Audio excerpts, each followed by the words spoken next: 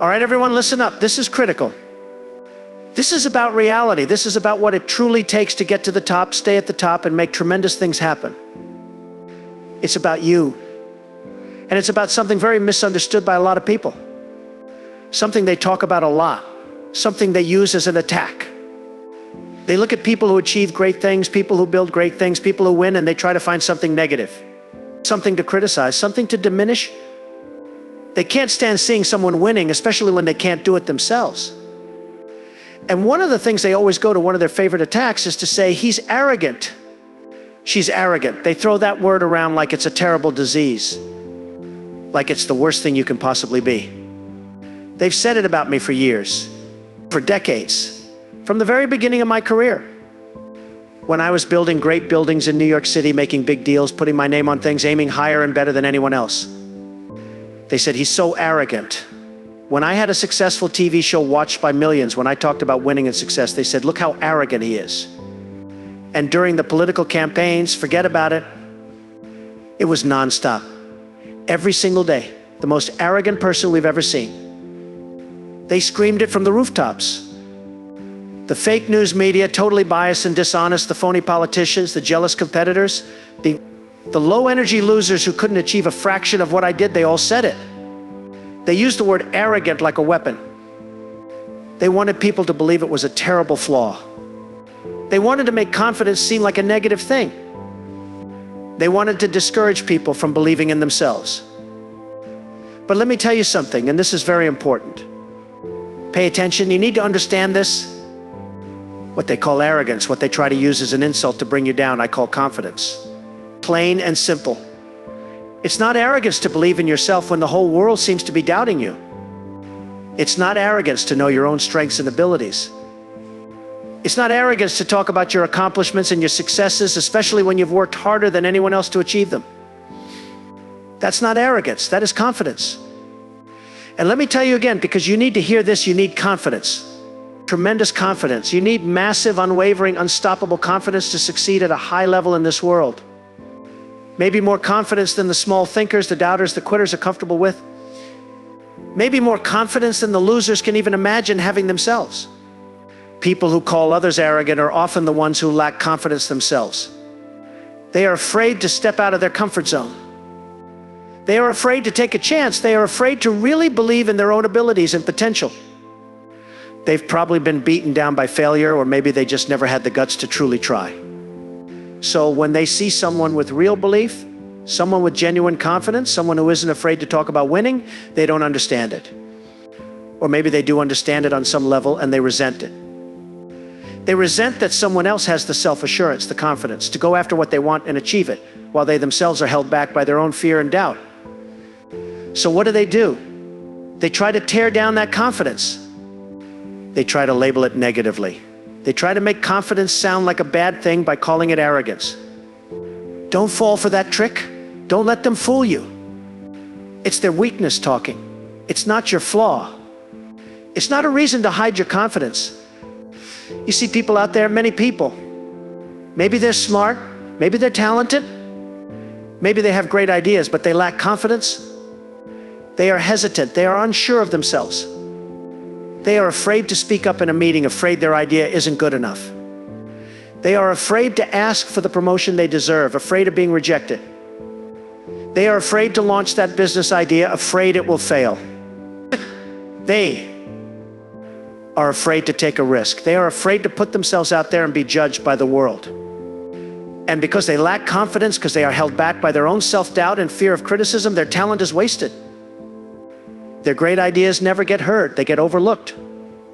They get passed over. They get pushed around by people with more confidence. Even if those people are less talented, they never reach their potential. They never become winners. They never achieve greatness.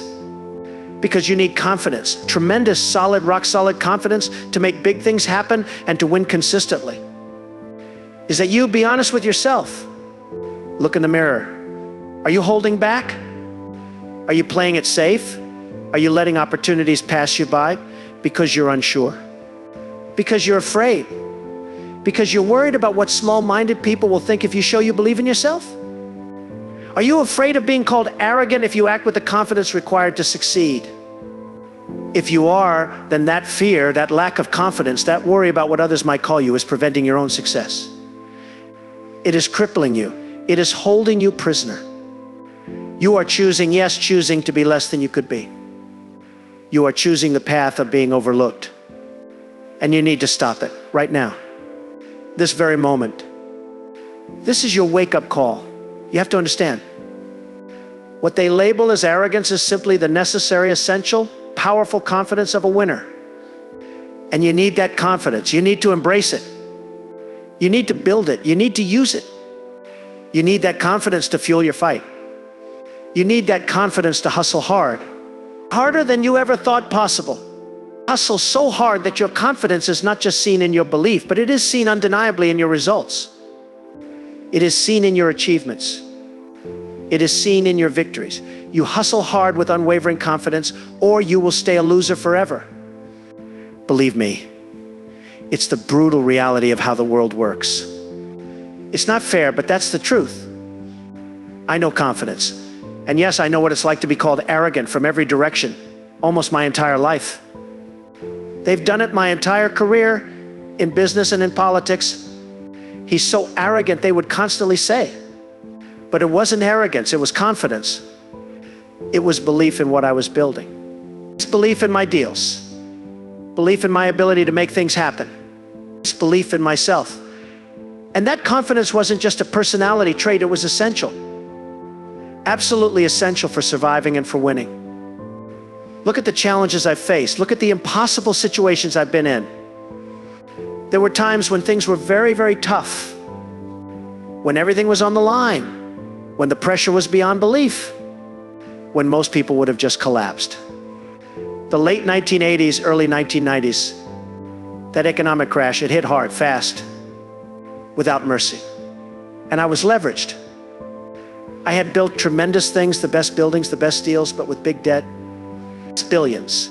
When the market collapsed, the value of assets plummeted, but the debt remained huge, massive, around $9 billion. An almost unimaginable number. And with that debt came pressure, unbelievable pressure, crushing pressure, financial pressure, legal pressure, pressure from every direction. Pressure from dozens of banks, aggressive banks. They had lent the money and they were terrified. They saw their loans suddenly unprotected. They wanted their money back immediately. They saw an opportunity to seize assets, to take control. They were aggressive. They were ruthless. Their lawyers were calling me constantly. Demands, threats of lawsuits, threats to seize assets. Meetings where they looked at you with cold eyes like you were just a problem to be eliminated. They applied maximum financial and legal pressure, trying to force me into a quick, total surrender. They thought I would crack under that kind of pressure. They thought I lacked the confidence to fight back. They thought I was weak. They showed no mercy. Zero mercy. And the media, the fake news, they were a major, major part of the pressure campaign. They saw my financial struggles as their chance to destroy me completely. To make sure I never came back, they wrote non-stop, vicious, negative stories, lies and distortions, calling me bankrupt almost every day. Even though I wasn't personally bankrupt at that moment, they used the word constantly to create the perception. They put me on magazine covers saying I was finished, washed up, that my career was over. They were actively cheering for my downfall, adding maximum public and psychological pressure to break me. They wanted to ruin the Trump name, the brand, the reputation for success I had built over years of hard work and successful projects. They wanted the name to mean failure forever. They wanted to prevent any possibility of me or the brand ever being great again. They hated my success and they hated my confidence. They called it arrogance. They are nasty people, very nasty. They applied pressure from the sidelines, safe and protected, never risking anything themselves. It was a relentless, all-encompassing pressure from every angle. Financial pressure, legal pressure, public pressure, immense psychological pressure. It was designed by the most aggressive people, using the most powerful tools to make a person crack completely, to make them break down under the unbelievable weight of it all, to lose their ability to think, to function, to fight, to just give up, to surrender, to accept defeat. Most people faced with that kind of pressure, owing billions, attacked by ruthless banks and a hostile media, publicly humiliated, with everyone counting them out, most people would have shattered. They would have crumbled. They would have hidden. They would have disappeared forever. They would have been permanently broken. But something inside me refused to break. Absolutely refused. When that pressure was at its absolute highest point, when it felt like the weight of the entire world, and then someone was pushing down on me, when they were screaming about my supposed arrogance and my imminent failure, I didn't collapse. I didn't crack. I didn't hide. I didn't quit. Instead, something else happened. I felt clearer, sharper, more focused than ever before. The pressure didn't diminish me. It intensified me. It sharpened my instincts. It showed me exactly what had to be done. It made me tougher than I ever thought I could be. It made me realize that this immense pressure, this unbelievable challenge, was my ultimate test. My chance to prove I was different. To prove I could handle anything they threw at me. To prove I was a champion. And to prove that my confidence was not arrogance, but the real thing. That was the moment. The critical decision. The internal shift. To not just try to survive the pressure, but to actively embrace it. To use it as fuel. To thrive on it. To let it make me sharper, faster, better. I realize that pressure doesn't build weakness, it exposes it. And confidence is what allows you to stand firm when weakness is exposed. If you can withstand that pressure, if you can perform under it, if you can still think strategically and make smart decisions when everything is on the line, fueled by belief in yourself, then you are stronger than anyone who can't. You are demonstrating a level of confidence that is required to be a champion.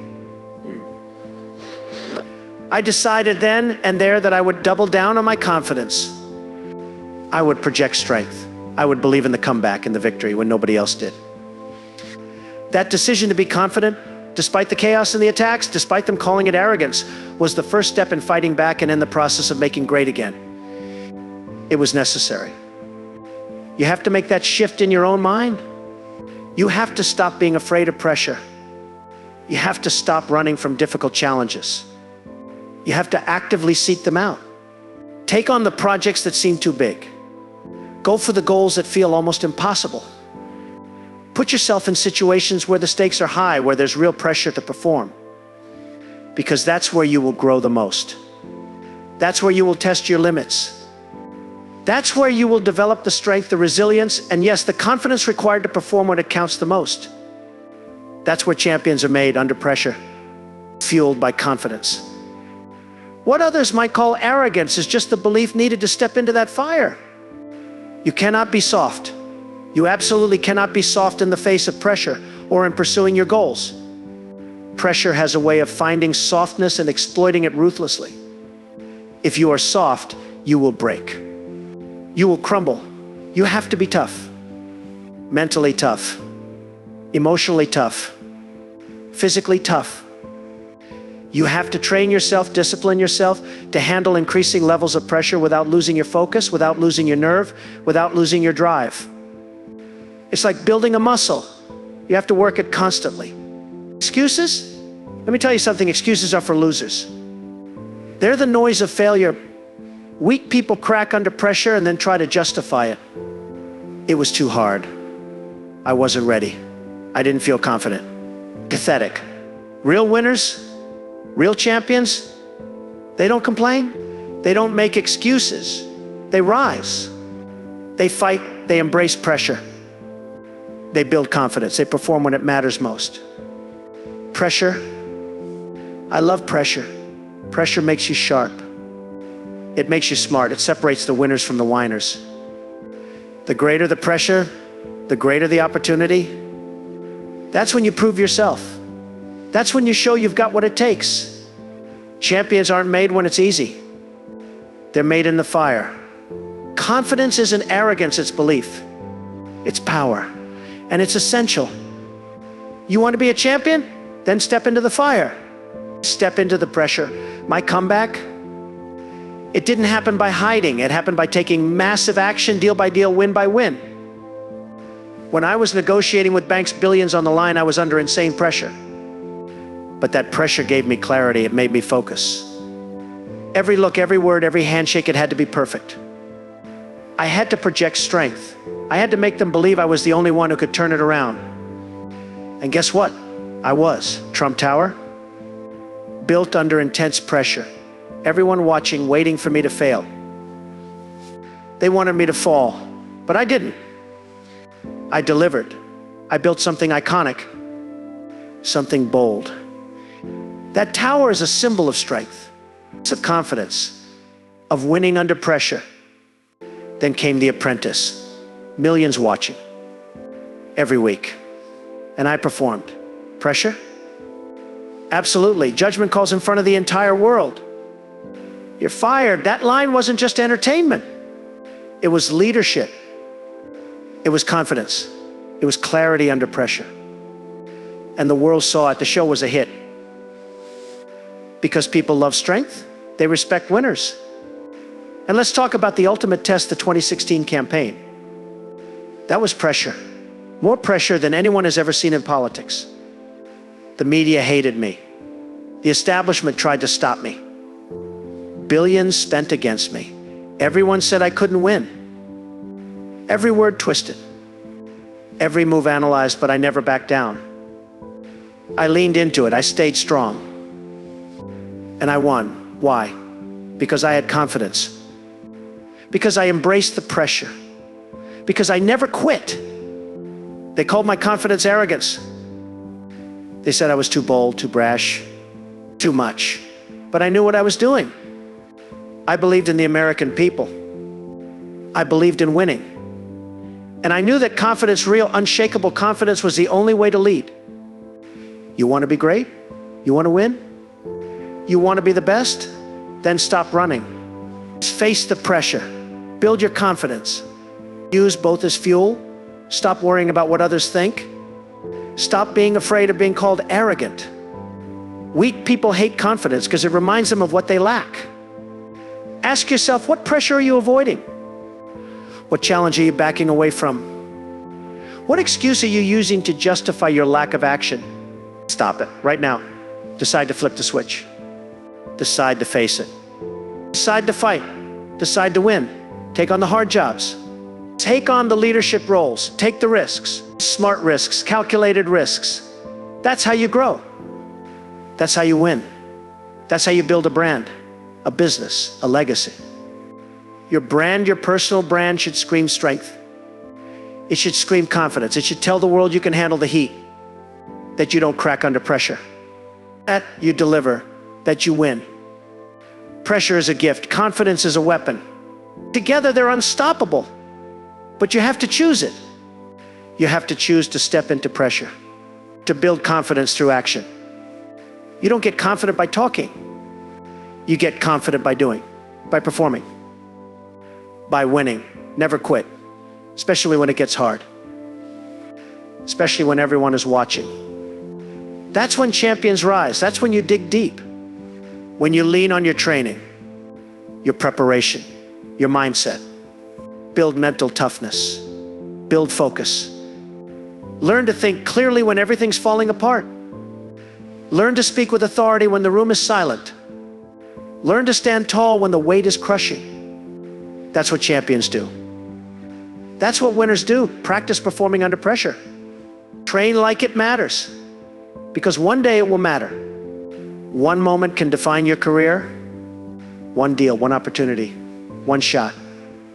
You better be ready. You better have the confidence to take it. Dominate your field. Be the best, not just good. Not just better. Be the best. Be number one. Just deliver when it counts. That's what gets respect. That's what builds a legacy. I've been through it all. The business world. It's the media, politics, pressure you can't imagine. And I thrived. I won because I didn't fold. I used pressure. I trusted my confidence. And I delivered. You can do the same. But you have to decide. You have to take action. You have to step up. No more excuses. No more waiting. No more hiding. Step into the pressure. Build unbreakable confidence. Perform like a champion. And win.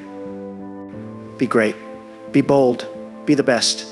and never apologize for confidence. Never. And start today. Find your pressure test. Embrace that challenge. Don't wait for tomorrow. Don't hesitate. Go out there, seek pressure. Handle it. Use it. Perform under it. Build your confidence. Use your confidence. Fight. Hustle. Never quit. And go win. Be a champion. Big league for yourself. For your family, for your future. Go be a champion. Believe me, pressure creates champions. And champions are fueled by confidence. What they call arrogance is just the outer shell they see. Inside is the real powerful confidence that wins. And you can have that. Now go prove it. Go feel the pressure, build your confidence, and win. Win. Win.